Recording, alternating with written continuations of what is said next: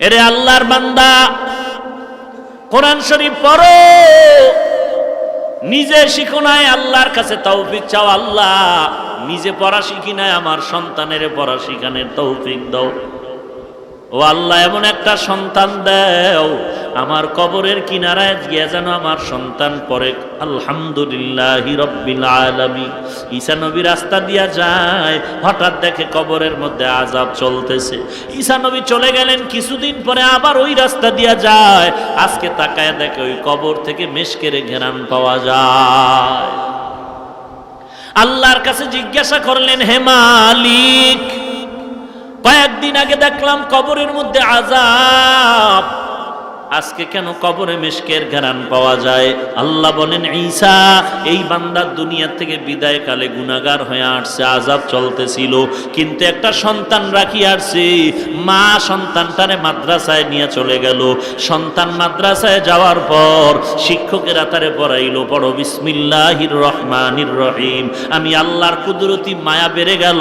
আমি আল্লাহ ফেরেশতাদের ডাক দিয়া বললাম, এরে ফেরেশতারা তাকায়া দেখ, এই নাবালেগ সন্তান বলে আমি আল্লাহ নাকি বড় রহমান, আমি আল্লাহ নাকি বড় রহিম, আমার মতো নাকি বড় দয়াময় আর কেউ নাই, আমার মতো বড় মায়াময় আর কেউ নাই।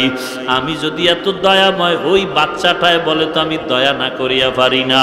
ওর আত্মীয় স্বজনের ঘুরিয়া দেখ, যারা কবরে আছে সব কবর জান্নাত বানায়া দাও।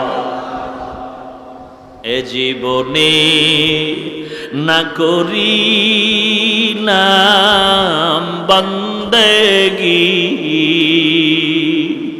গুনাহ করে কাটাইলাম জিন্দেগি, গুনাহ করে কাটাইলাম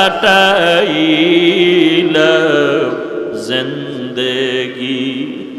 তওবা করে আবার তওবা ভাঙ্গিলাম, তওবা করে আবার তওবা ভাঙ্গিলাম, অবশেষে খাঁটি তওবা করিলাম, অবশেষে খাঁটি তওবা করিলাম। এরে যুবক আল্লাহর গোলাম, মনে মনে একটা শখ জাগছে, তুই কক্সবাজার যাবি, বন্ধু বান্ধবীর নিয়ে ঘুরবি। বাবা তুই তো ঘুরছো, তোর পায়ে ধরে বলি শখ তো মিটাইছ, এবার তওবা কর। মনে মনে আশা ছিল সিনেমা হলে যাবি, একবার তো গেছো বাবা, পায়ে ধরে বলে এইবার ফিরিয়া আমার মাওলার দরবারে। কারণ আমার মাওলা বারবার সতর্ক করে, ওই কবর কিন্তু ভয়ঙ্কর, ওই কবরের আযাব সহ্য করতে পারবা না, ভয়ঙ্কর আযাব, দুই পার্শ্বের মাটির চাপ। এমন কোন আল্লাহওয়ালা নাই যে কবরের চিন্তা করে কাঁদেন নাই। বালিশে মাথা লাগায় যখন রাতের বেলা বাতিটা নিবায় ঘুমাও, মনে মনে একটু প্রশ্ন করিস, ঘুমের মধ্যেও তো কত বান্দার মরণ হয়ে যায়। সকালবেলা যদি আমারে মা আইসা ডাকে আর বলে, বাবা ওঠ আর ঘুমাইও না, আইসা যদি দেখে পুরা বডিটা শক্ত হয়ে গেছে আর পুরা বরফের মতো বডিটা ঠান্ডা, মা চিল্লায় বলবে, তোরা কে আছো, আয়, আমার সন্তান দুনিয়াতে আর জিন্দা নেই। বাবায় কাঁদবে, মা কাঁদবে, তোর কোনো আওয়াজ হবে না। ওদিকে কেউ যাবে ইমামের খবর দিতে, হুজুর কোথাও যাবেন না, আমার সন্তানের জানাজাটা পড়ানো লাগবে। কেউ যাবে বাঁশ কাটার জন্য, বাঁশ বাগানে কবর খনন করার জন্য। কেউ যাবে তোরে জীবনের গোসলটা দেওয়ার জন্য, পানি গরম করতে থাকবে। কেউ কলা গাছের পাতা কাটার জন্য যাবে। এইবার তোর জানাজা চিরতরে পরাণের জন্য গোসল করায় নিয়ে যাবে। মা পর্দার আড়াল থেকে বলবে, আমার বাবারে আর একবার একটু আমারে দেখায় না, আমি আর সহ্য করতে পারি না। এরে আল্লাহর বান্দা চিন্তা কর, এক এক করে সবাই চলে যাচ্ছে, তোমার আমার একদিন চলনের ডাক এসে যাবে। কিন্তু একটু চিন্তা কর, কি রেখে যাচ্ছ দুনিয়াতে, আর সঙ্গে কি নিয়ে যাইতেছো। আল্লাহর কাছে তওবা কর, খাঁটি মনে তওবা কর। আল্লাহ, আমার মতো কত যুবক স্কুল কলেজ ভার্সিটিতে পড়ে, নামাজ ছাড়ে না? নাই? আমার মতো কত যুবক র্যাব আর্মি পুলিশের চাকরি করে, নামাজ ছাড়ে না। আমার মতো যুবক ড্রাইভারি করে, নামাজ বাদ দেয় না। আমার মতো যুবক কোটি টাকার ব্যবসা করে, এক টাকাও হারাম খায় না। আমার মতো যুবক আল্লাহ তোমার প্রিয় বান্দা হয়ে গেছে, তওবা করে। আর কতবার বলবো রে ভাই।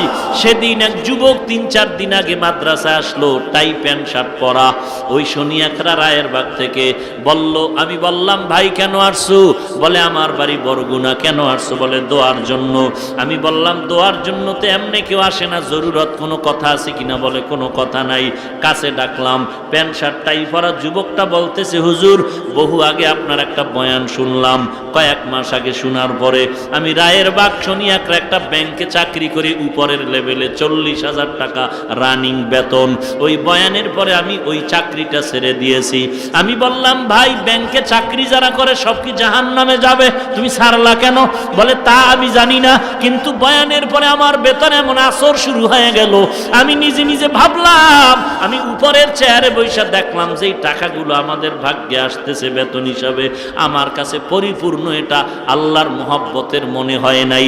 অতএব আমি সিদ্ধান্ত নিয়ে চাকরি ছেড়ে দিলাম, 40,000 টাকা বেতনের সিদ্ধান্ত নিলাম। প্রয়োজনে না খায়া কষ্ট করব, কিন্তু হারামের একটা বিন্দু কণা ভেতরে আর ঢুকাবো না।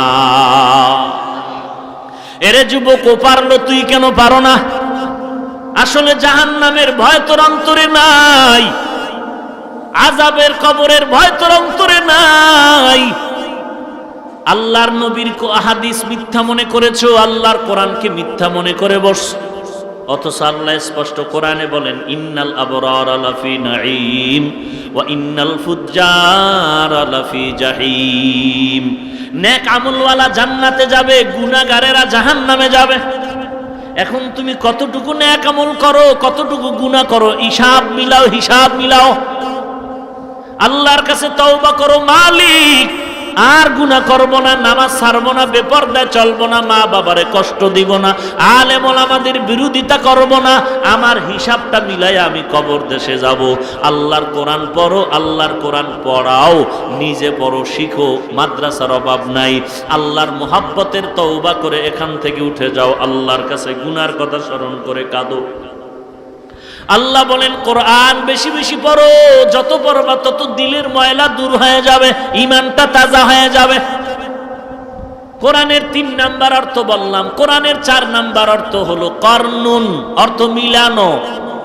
করনুন শব্দ থেকে কোরআন অর্থ হলো মিলানো। মিলানের অর্থ 2টা ব্যাখ্যা, মিলানের ব্যাখ্যা 2টা।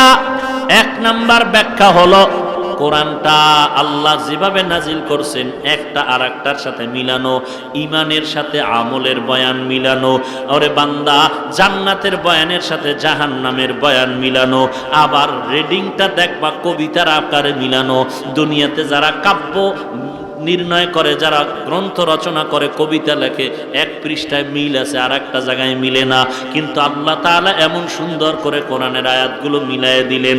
আর রহমান আল্লামাল কুরআন খালাকাল ইনসান, আছে না মিলানো?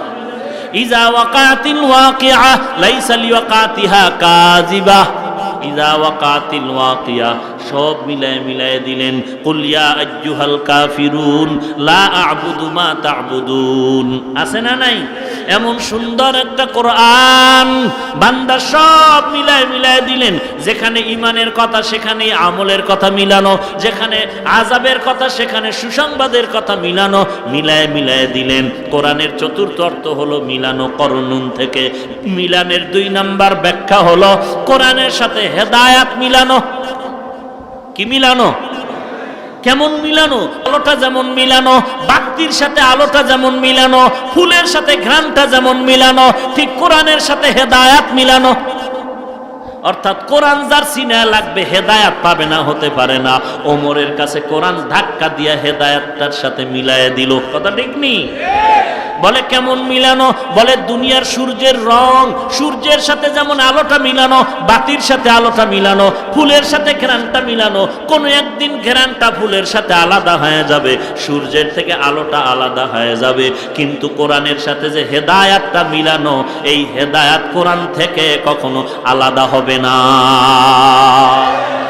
কালামে জিন্দা কুরআনে হাকিম, হিকমতে উ লা ইয়াজালস্তু কদিম, জামিউল ইলমি ফিল কুরআনে হাকিম, তাকাসারাত আনহু আফহামুর রিজালি। মিলাও হেদায়েতের সাথে নিজের জিন্দেগিকে মিলাও, কোরআনটা সিনায় লাগাও। পড়তে পারো না রে যুবক, আল্লাহর কোরআনটা মেলিয়া খুলিয়ে একটু তাকায়া দেখ, হাযা কালামু রাব্বি, এটাই তো আমার রবের কালাম। শুধু তাকাইয়া তাকাইয়াও যদি কোরআনটা দেখো, খোদার কসম করে বলি তাতেও তোমার সওয়াব। কোরআনটা শুধু তাকায় দেখবা, তাতেও সওয়াব। বাকি আলোচনা করার সুযোগ আর হলো না রে বাবা। কোরআনের 4টা অর্থ দিয়া ইতি টানলাম। আল্লাহর কাছে তওবা করো, আল্লাহ তুমি কোরআনটা আমার জিন্দেগির সাথে মিলায়া দাও। কোরআনের মতে আমি চলবো, আমার মতে কোরআন না, কোরআনের মতে আমি। আমার মতে কোরআন না, কোরআনের মতে আমি। তাহলে কোরআনের মতে যদি আমি হতে চাই, কোরআন বলে নামাজ ছাড়া যাবে না, কোরআন বলে পর্দা করা লাগবে, কোরআন বলে গীবত করা যাবে না, কোরআন বলে অন্যের হক নষ্ট করা যাবে না, মা বাবার সাথে দুর্ব্যবহার করা যাবে না, কোরআন বলে বেগানার ছবি দেখা যাবে না, কোরআন বলে জবান দিয়া গালি দেওয়া যাবে না, কোরআন বলে কাউকে হিংসা করা যাবে না। আল্লাহর কাছে চেষ্টা করো আর তৌফিক চাও। আল্লাহ তুমি তৌফিক না দিলে আমি পারবো না। আজকে তওবা করার জন্য দিল তৈরি হয়ে গেল, গলায় ছুরি আসবে, মরে যাব, আর নামাজ ছাড়বো না, বেপরদায় চলবো না, কোরআন পড়া ভুলবো না, পারি না বলে পেছনে থাকবো না, চেষ্টা করব শিখার জন্য। আল্লাহ ওয়ালাদের মোহাব্বত করব, আলেম ওলামাদের বিরোধিতা করব না, কারো গীবত শিকায়াত করে গুনাহগার হব না। আল্লাহর মোহাব্বতে তওবার যদি খাঁটি নিয়ত হয়, মুনাফিকি না থাকে, খাঁটি তওবার নিয়তে দুটো হাত আল্লাহকে দেখায়া দাও। আয় আল্লাহ সবার হাত কবুল করে নেন। আয় আল্লাহ আমাদের তওবা কবুল করে নেন, তওবার উপরে মজবুত হয়ে চলার মতো তৌফিক দান করেন। আমিন। আলহামদুলিল্লাহি রাব্বিল আলামিন।